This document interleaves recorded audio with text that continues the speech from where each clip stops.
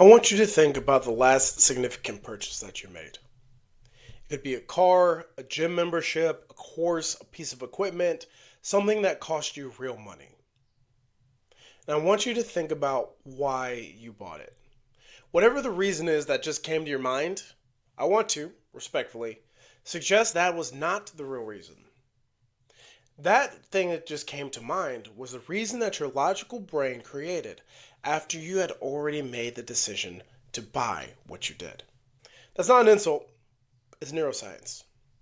And understanding it is going to change the way that you think about every piece of marketing you've ever created and everything you've ever seen. My name is Colin Charles. This is Enoch Marketing, and let's get into it. So, what are we talking about today? We're into some Antonio Damasio. I hope I'm pronouncing his name correctly. And we're going to go right into his work. In 1994, a neurologist named Antonio Damasio published a book called Descartes' Error. And the argument that he made in that book permanently changed the way that science thinks about human decision making. Damasio studied patients who had damage to a specific region of their brain called the ventromedial prefrontal cortex. This is the part of the brain that is responsible for processing emotion. And here's what's remarkable about these patients. They became completely logical. High IQ, full cognitive function, they could analyze a situation clearly, lay out the pros and cons, and understand all the variables. But they could not make decisions. Not complex ones. Not even simple ones. What to eat for lunch, what time to schedule a meeting, they would analyze indefinitely, but never commit. Because without the emotional input, the brain has no mechanism for preferring one option to another. Damasio called this somatic marker hypothesis. It is the idea that the body tags experiences with emotional signals, and that these tags guide further decisions, often without conscious awareness. You have made thousands of decisions just today that you did not consciously think about. The emotion was the engine behind every single one of them. His conclusion, and this is the line that every marketer should hear, was this. He writes, "It does not seem possible to make good decisions without emotions. Feeling is not a luxury. It is the substrate of decision making. Emotion is not the enemy of rational decision making. Emotion is the prerequisite for it. Logic narrows the field, emotion pulls the trigger. Always. Every time, without exception." So when you are building a marketing campaign that is purely logical, that says here are our features, here's our price, here's our location, you're speaking to a brain that cannot act on information alone. You're missing the engine. We're going to contrast that with the psychology of Daniel Kahneman. Now, he was a psychologist who won the Nobel Prize in economics. He's one of the most cited researchers in the history of behavioral science. And in 2011, so 15 years ago, he published the book Thinking Fast and Slow. And it is one of the best-selling psychology books ever written for a good reason. Kahneman describes two systems that every human brain deals with simultaneously. One is the fast, automatic, emotional, and instinctive brain.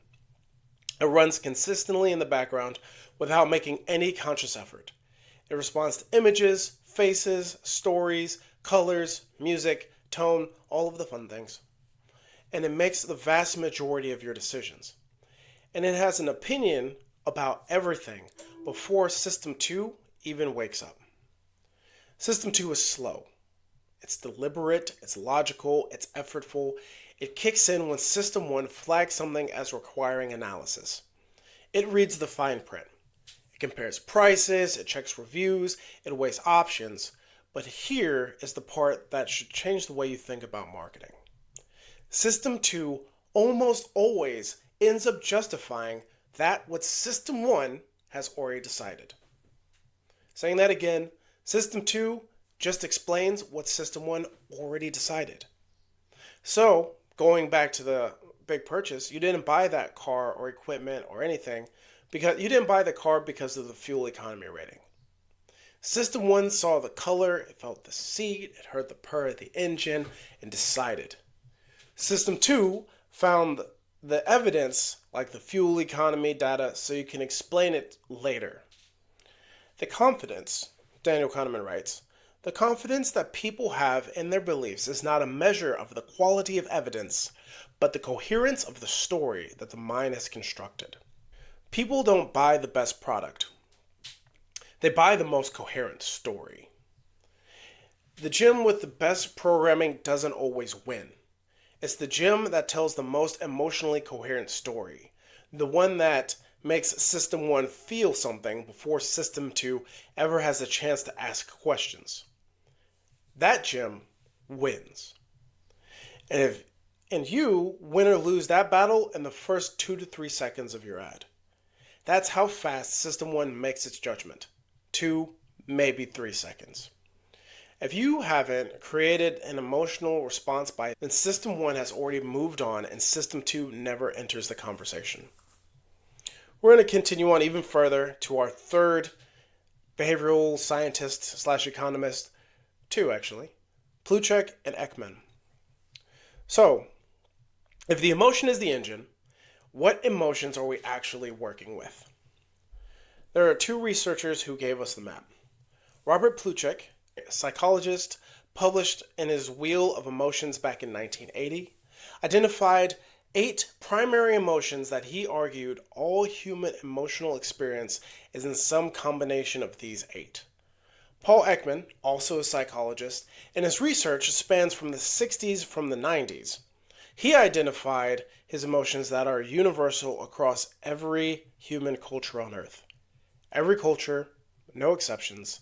And this, between the two, tells us that there are emotions that are not learned experiences. These are things that are wired in to our psychology. Marketing researchers have distilled both bodies of work into 6 primary emotional triggers that drive purchasing behavior.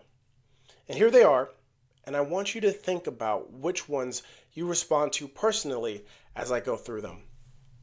Fear. This is the most powerful trigger. The fear of missing out, the fear of being left behind, the fear of staying the same. Loss aversion is fear. Belonging. The need to be a part of something, a community, a tribe, a shared identity. This is one of the most powerful forces in human psychology. Pride. This is the desire to feel accomplished, recognized, admirable, the need to be or become something that you are proud of. Hope is the belief that the world can be different, that change is possible. This is what drives someone to take the first step. Trust. Confidence that you will deliver what you promise. This is something that's built over time through consistency, authenticity, and social proof. Joy.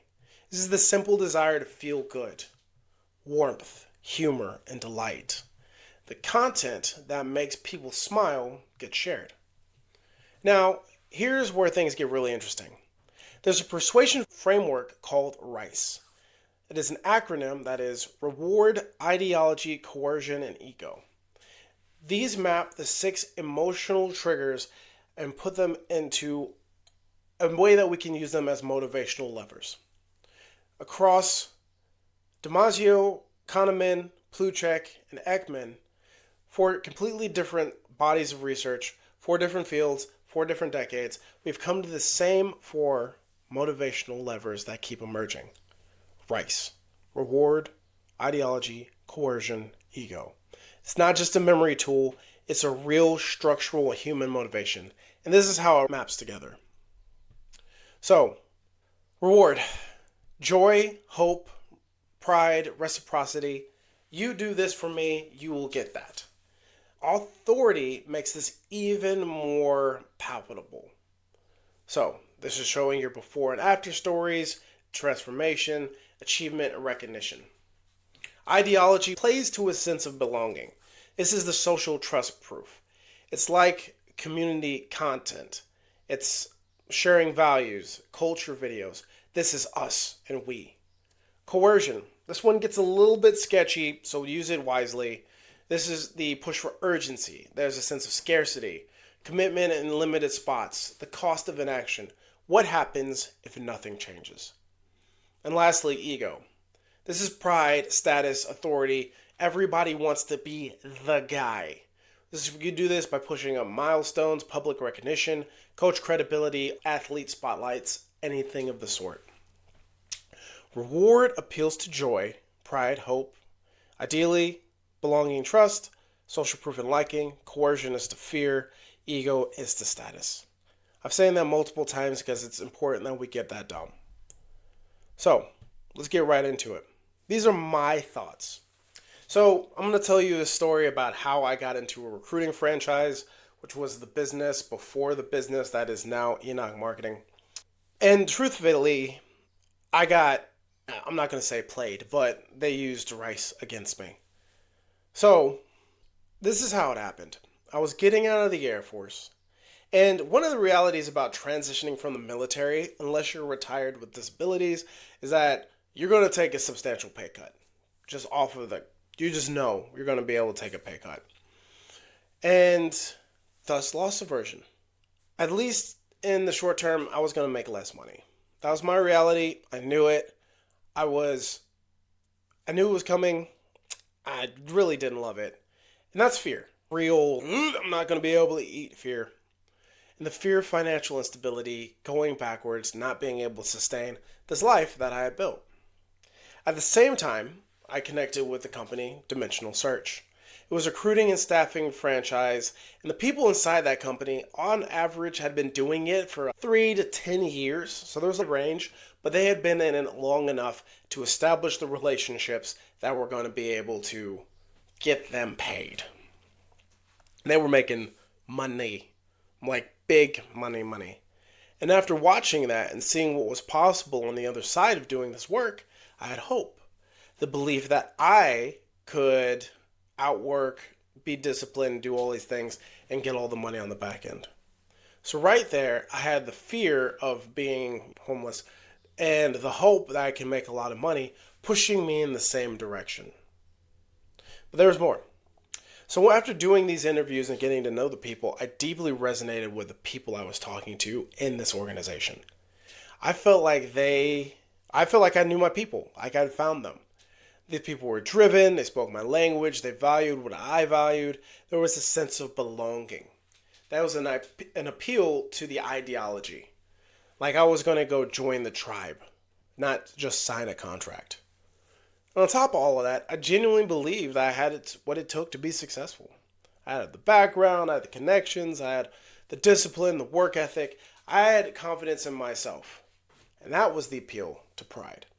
So, putting all that together, fear of losing, hope that can be great, seemed like my people. I wanted to be the guy, 4 emotional triggers, all 4 of the rice levers, firing in the same direction at the same time, the same decision.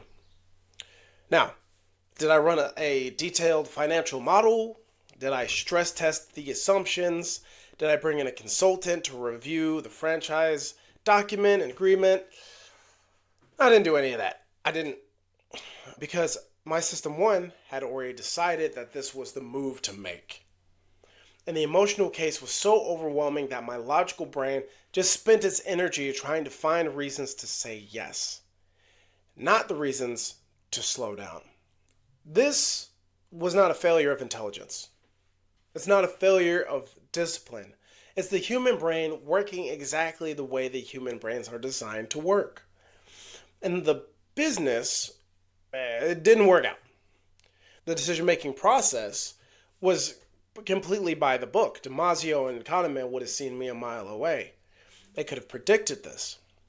Now here's the insight that I want you to take away from the story. If someone had marketed Dimensional Search to me with just logic, here are the revenue projections, here's the training curriculum, here's the support structure, these are all the people you're probably not going to like at the end of all of this, I may have been interested. But I may not have pulled the trigger. The trigger pull came from the emotional resonance. The pull came from seeing myself in those people, from feeling like I had already belonged before I had signed anything. And that's what great marketing does. It creates the emotional pull before the logical case was ever made. And by the time someone was reading your pricing for your schedule or for your programming, System 1 has already said yes. System 2 is just looking for permission. The relationship is the mechanism.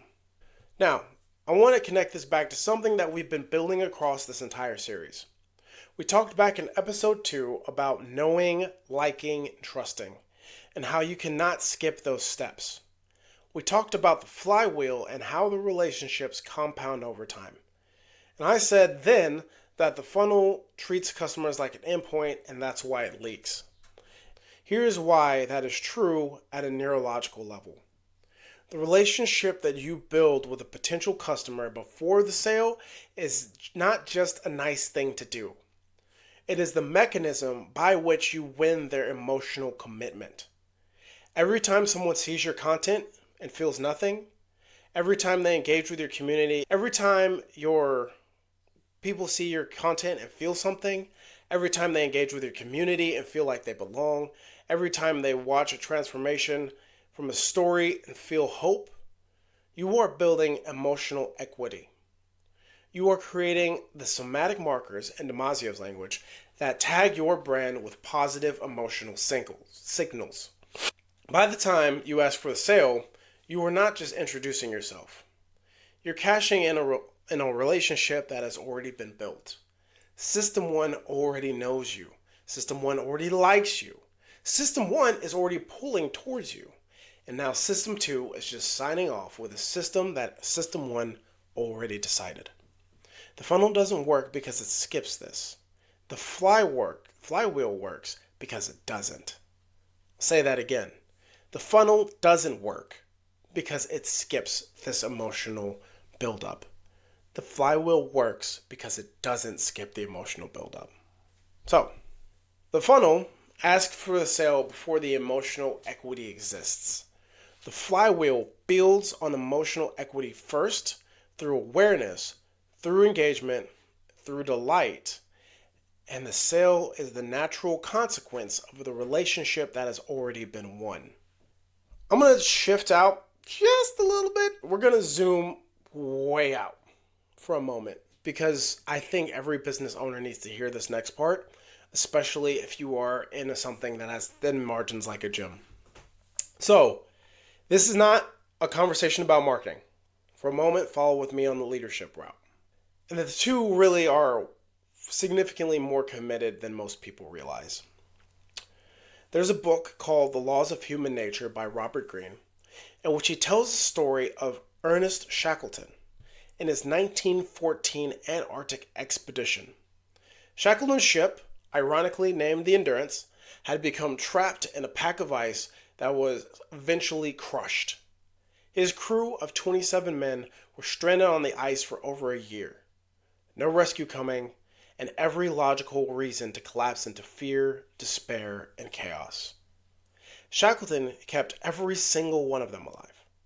Not through his superior survival skills alone, but through the deliberate, relentless emotional management. He managed and monitored morale obsessively. He broke up cliques, before they became fractions. He assigned most pessimistic men to his own tent so that he could manage their energy directly. He manufactured moments of joy, belonging, and purpose in conditions that had every right to only produce hopelessness. Greene's argument, and it is one of the most important arguments in this entire book, is that the emotional environment of a group is a force that is as real and dangerous as any other physical threat. Low morale does not just feel bad, it paralyzes. It stops people from believing that action is worth taking. And when people stop believing that action is worth taking, everything stops. The most important quality of a leader is the ability to feel the morale of a group and actively work to alter it when necessary. This means taking on a larger presence in the group. sharing layer, buoying the spirits of those who are depressed, infecting others with energy and confidence.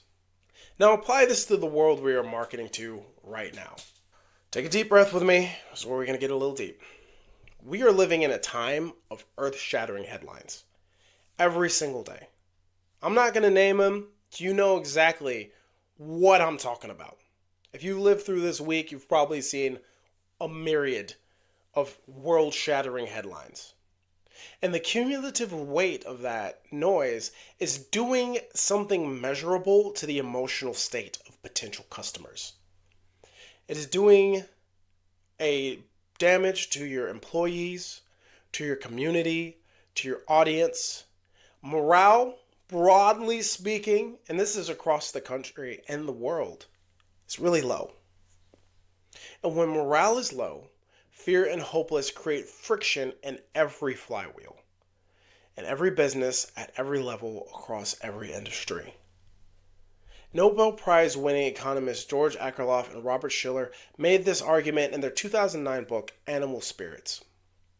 That confidence and emotional state drive economic behavior in ways that traditional economies completely fail to account for. Economies do not slow down only because of bad fundamentals. They slow down because people stop believing that things will get better. The fear becomes self-fulfilling. The hopelessness becomes structural. And business owners, including gym owners, are feeling that friction in real time, whether they can name it or not. They write, the confidence of the people, their animal spirits, is decisive in determining economic outcomes. When people become pessimistic, they pull back. And when they pull back, pessimism becomes reality. So, what does a leader do? The same thing Shackleton did on the ice. You acknowledge reality, and you do not pretend that the headlines are not happening. And then you deliberately choose to build an emotional environment that keeps people moving anyway. You become the counterweight to systemic fear. You become the source of hope, of belonging, of evidence that things can get better. This is not just good leadership. It's a marketing advantage for sure, but it's a desperate need of our society today. Because right now, most businesses are either ignoring the emotional state of their audience and accidentally amplifying the fear, all the while the businesses that step into this moment with genuine hope, a sense of community, and a promise of transformation, those businesses have an asymmetric advantage because it's offering something the world is genuinely desperate for right now. Shackleton, he wasn't better on the ice than anyone else. He had a better emotional leadership than everyone there. All 27 of his men came home. And that's the power of optimistic leadership in the face of constant tragedy. So why should you care? This is what we do. This is the part of the episode where we start to get to our notes. We're going to bring this thing home. If you run a CrossFit gym and you want to think about the last ads you ran or the last post you put out, what was the first thing that it communicated? If the first thing was your schedule, your pricing, your equipment, your programming, or your certifications, you led with a lot of System 2 information. You led with logic. Has its place, but you need to give System 1 something that works in the first 3 seconds, which means that System 1 probably scrolled past that post before System 2 ever had a chance to kick in. Now think about what that actually means. Think about what actually makes someone walk into a CrossFit gym for the first time. It's almost never the programming. It's a feeling. They saw a video of community that looked like them and the people they wanted to be around. They watched someone who looked like they were in a similar state of fitness become something that they didn't even know was possible. They felt hope. They felt that call of belonging. They felt the pull of pride. They saw the possibility of becoming someone that they're proud of. And that's System 1. That's the engine. That is what your marketing needs to do to feed the engine that brings people in. So let's get practical with the RICE framework for your gym's content right now. There are 4 types of content, 4 emotional levers all working together. There's reward content. This is the transformation stories, the befores and afters, the PR celebrations, the 55-year-old lady who just hit her first pull-up, the veteran who lost 40 pounds. These activate hope and pride simultaneously. There's ideology content, community videos, culture posts, coach introduction, 5 a.m. class highlights. The content that says, this is who we are and what we believe. This activates belonging and makes people feel like they already fit before they ever walk in. Then there's coercion content. Use that thickly. This is the cost of inaction. What does staying the same actually cost? The energy, the confidence, the health, the years. This is not manufactured urgency. This is the real consequences surfaced honestly. I do not condone threatening people. Ego content. These are your coach spotlights, the athlete milestones, the public recognition of members, content that says, we see you and we celebrate you. This feeds the need to be recognized and admired. All 4 of these content types are necessary. Before a single conversion campaign runs, we need to think about building the emotional equity that makes your ads convert when you eventually do run them. Here's the research to back that up. Nielsen Global's Trust in Advertising report found that 92% of consumers trust recommendations from people they know over any form of advertising. 92%.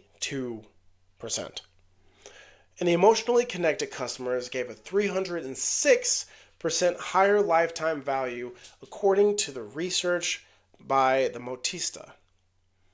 Not 6%, 306%. Scott McGades, Alan Sofres, and Daniel Lemon write in the article, New Science of Customer Emotions and the Harvard Business Review, emotionally connected customers are more than twice as valuable as highly satisfied customers. This is that flywheel. We have people who have now become our marketing selves because we've done such a good job bringing them into the community and serving them. Your gym already creates emotional connection every single day. In the box, between members, between coaches and athletes, it's happening naturally. Your marketing, the only job of your marketing is to let the outside world see what is already happening on the inside. Show them the emotion. Let System 1 do the rest. So we're recapping. Damasio proved that emotion is not the supplement for decision making, it's the prerequisite. Kahneman showed us that System 1 and System 2. System 1 makes the decision, System 2 justifies it. Plutchik and Ekman gave us the 6 emotional triggers that drive action. And Rice tells us that to tie it all together into 4 practical levers: reward, ideology, coercion, and ego. And that every piece of marketing you create is already pulling, whether you know it or not. The question is whether you are pulling them intentionally. On this next episode, we're going to get into a phrase that Dr. Jordan Peterson articulates better than almost anyone. It is the idea that people are not motivated by their desire to do well, they're motivated by the fear of doing badly. And what this means as we speak to your audience. Spoiler alert, we're getting deep on coercion. Subscribe if this series is adding value. Share it with someone who needs it. Drop your questions in the comments. We do read all of them. Visit enochmarketing.com. Follow us on Instagram. And if you are ready to stop guessing and start building marketing that actually works, book a call and let's talk.